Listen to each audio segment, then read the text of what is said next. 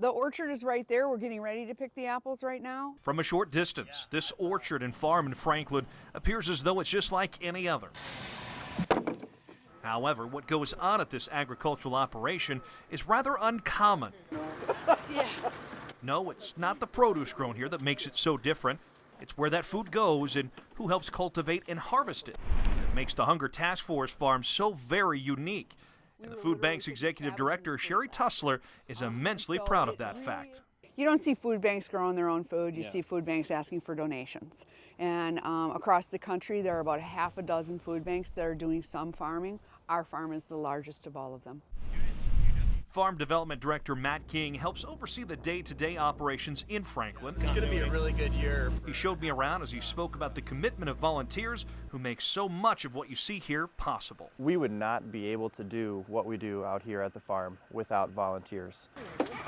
The love affair of volunteers with the farm has produced a bountiful offering to the many families in the Milwaukee area who are food insecure.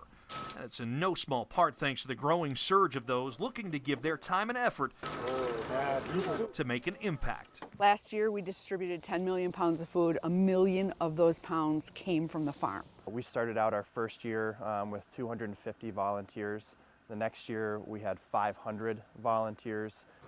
The next year we had 2,500 volunteers. Last year we had 3,900 volunteers. And so the community engagement with this project has just been exponential. It's a really neat opportunity for urban residents to come out to a farm. It's only 20 minutes away. Hunger Task Force is working to grow more than just food at the location. As you can see, through the restoration of a facility on the farm with a new intended purpose, which Tussler showed off during our visit.